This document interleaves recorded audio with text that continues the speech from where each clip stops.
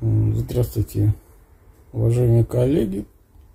Хотел с вами немножко поделиться поездкой на электросамокате.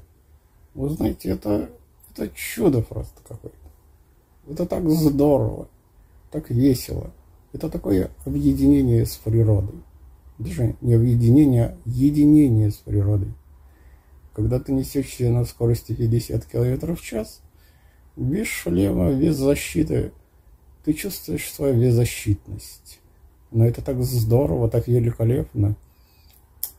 Правда, природа меня немножко отвергла, когда я хотел с ней соединиться. Но ничего страшного, ничего страшного. Вот скоро все заживет, и снова буду кататься. Кататься на экологически чистом транспорте. Спасибо за внимание. А ты боишься отключения моноколеса? Друзья, на связи я, вы там где, наверное, и планировали быть на канале, где мы общаемся на моноколесную тему, на тему, которая так или иначе связана с моноколесом. Иногда у нас проскакивают видосы, которые не совсем или совсем не касаются моноколеса, но так или иначе, если вы тут, я думаю, что вы поддерживаете тему электротранспорта, в принципе, как такового. И сегодня хочу затронуть тему отключения моноколеса. И знаете, кто меня видит впервые, с кем мы не знакомы, на моноколесе я около года. Сейчас за окном начало ноября. Встал на колесо я где-то в конце августа прошлого года. В начале был InMotion V8, сейчас KS18L. И вы знаете, один из аргументов, которые я встречаю на просторах интернета, на просторах YouTube от людей, от блогеров, от учителей, которые обучают ездить на моноколесе, от просто людей, которые ни разу даже не стояли в своей жизни на моноколесе, от самокатчиков, от велосипедистов, от автомобилистов. Я нередко вижу фразу, что почему вы боитесь, да, моноколеса, почему вы на нем не ездите, не учитесь, почему вы не пробуете, почему вы не покупаете, хотя оно вполне доступно, да, моноколесо начального уровня можно купить там от 10 тысяч гривен за бэушную, я не говорю уже про более мощные. Так вот, ответ на этот вопрос, а почему, иногда звучит как оно может отключиться. Вот давайте порассуждаем немного на эту тему. Буду рад услышать фидбэк в комментах от вас, как вы считаете, мои мысли правдивы, неправдивы. Если у вас есть какие-то свои мысли, буду рад услышать. Палец вверх этому ролику, ну и подписка для того, чтобы подталкивать канал к развитию. Оно может отключиться. Да, оно может отключиться. Оно может отключиться точно так же, как у вас отключается телефон. Как у вас виснет, я не знаю, там, ноутбук. Оно может точно так же сбойнуть, как любой электронный девайс в вашем владении.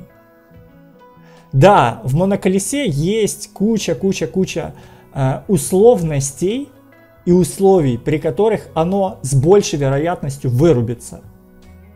Но если вы их знаете, если вы о них догадываетесь, о существовании этих условий, то вероятность того, что это моноколесо вырубится, ваше моноколесо вырубится при езде на нем, но оно, если не сводится к нулю, то сводится к очень маленькому проценту. Основные из этих условий, я не буду сильно детально на них останавливаться, на мой взгляд, их всего несколько. На пальцах одной руки их можно перечислить.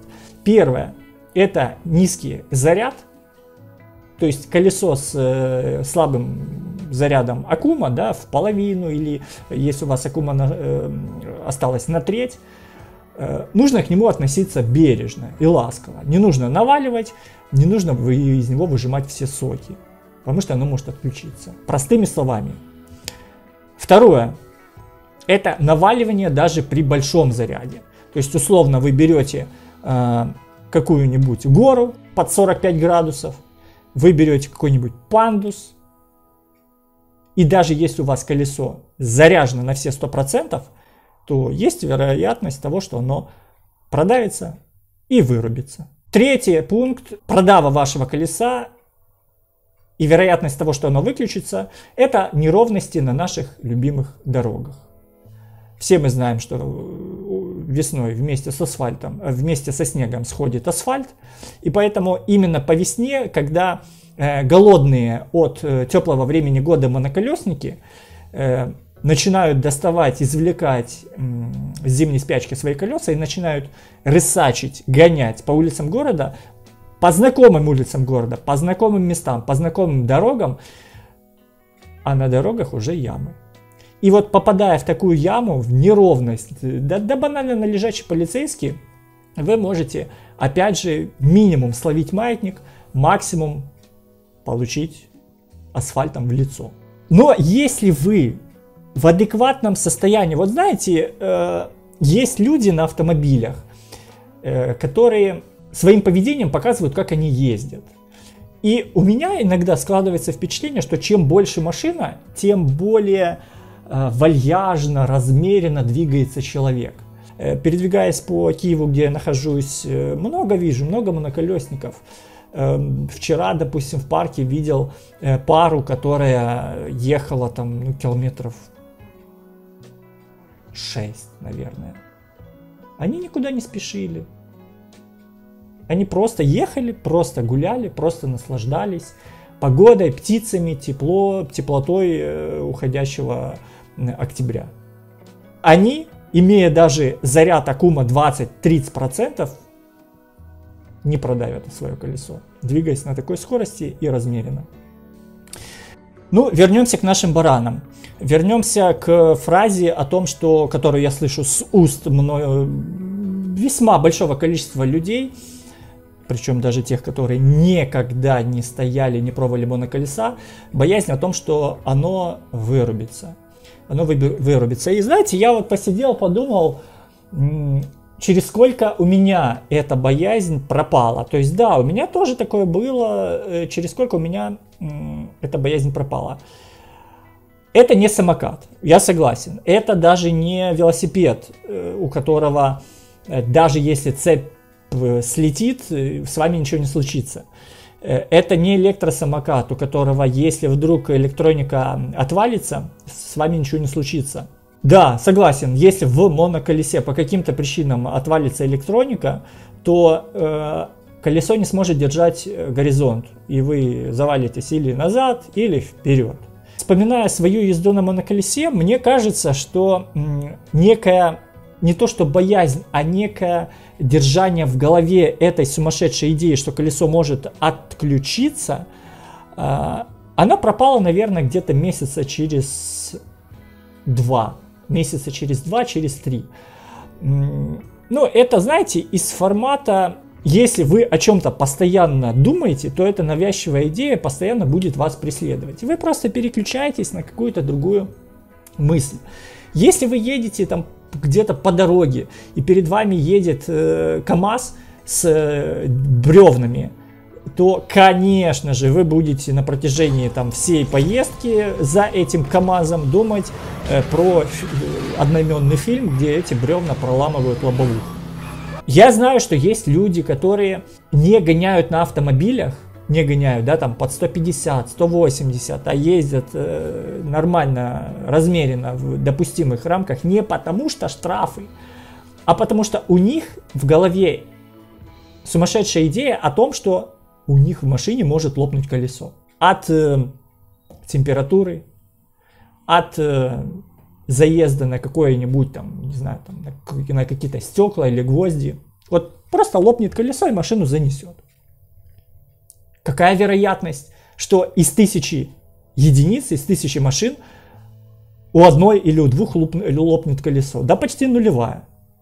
Какая вероятность, что у моноколесника, который адекватно понимает механику моноколеса и то, как оно держит горизонт, какая вероятность, что из 100 моноколесников, движущихся вменяемо, я не говорю про пандусы 45 градусов, про наваливание при 20 зарядах аккумулятора, какая вероятность, что оно вырубится?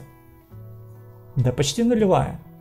Мне кажется, большая вероятность, что оно сгорит. Хотя тоже колеса горят, но этот процент крайне мал. Поэтому бояться о том, что колесо вырубится... Вот давайте так, вот поставьте на паузу это видео и напишите, вот вы, как моноколесник, у вас выключалось колесо? Если отключалось, то в каких случаях, что произошло? Вот давайте разберем. Отключалось оно просто на ровном месте по асфальту или что-то послужило этому отключению? Окей, если у вас оно не отключалось, отключалось ли оно у кого-то, кого вы лично знаете? Не по слухам, не через Telegram какие-то чаты, а конкретно у вашего коллеги, у вашего соседа, у вашего друга отключалось или нет. И опять же, в каком случае это произошло. Потому что вот эти фразы «моноколесо страшное», на нем нельзя ездить по дорогам, по тротуарам и так далее, потому что это электроника, потому что оно там плата нафиг сгорит, предохранитель вылетит и оно отключится. Друзья, да большая вероятность, я на велосипеде падал больше раз, чем на моноколесе. Большая вероятность, что на велосипеде вот с этой 1.95 шириной покрышки вы заедете в стык между плитами или в яму и грохнетесь, чем вы упадете на отключенном моноколесе. Поэтому слушать всех и мысли тех людей, у которых это колесо и не отключалось, а большинство из людей, которые боятся этого, которые вещают это как раз те люди, у которых оно и не отключалось. Это, знаете, это все равно, что учить вождению автомобиля, ни разу не сидя за рулем. Рассказывать про отключение моноколеса и как это страшно, ни разу не имея опыта даже езды на нем. И такие случаи неоднократные. Когда я слышу, опять же повторюсь, от тех людей, которые боятся вставать на моноколесо, потому что оно выключится, даже ни разу на нем не передвигаясь. Нонсенс. Вот так, друзья, такие мысли по поводу отключения, по поводу глобальной, единой проблемы отключения моноколеса. Буду рад вас услышать. С вами был Паша Клымик. До новых встреч в новых видосах. Всем пока.